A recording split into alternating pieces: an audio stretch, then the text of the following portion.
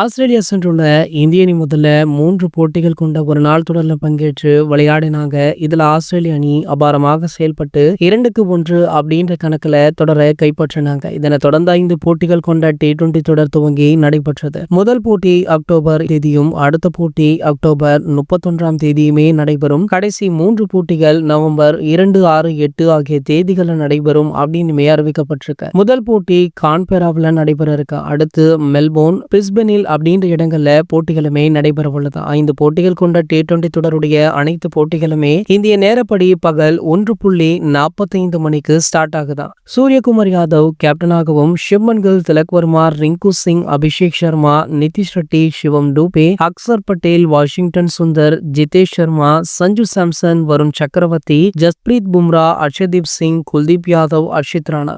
இந்த வீரர்கள் கொண்ட பட்டியல் தான் தற்போது வெளியாக இருந்தது. இதுல 11 அணியை பாத்தீங்கன்னா கூடிய விரைவிலேயே வெளியிடவும் இருக்காங்களா. அது மட்டும் இல்லாம ஆஸ்திரேலியாவுடைய 11 அணி பாத்தீங்கன்னா Tim David, Travis Head, Matthew Short, Mitchell Marsh, Mitchell Owen, Marcus Stoinis, Glenn Maxwell, Mahli Beardman, Josh Inglis, Xavier, Nathan Ellis, Matthew Kuhnemann, Adam Zampa, Sean about.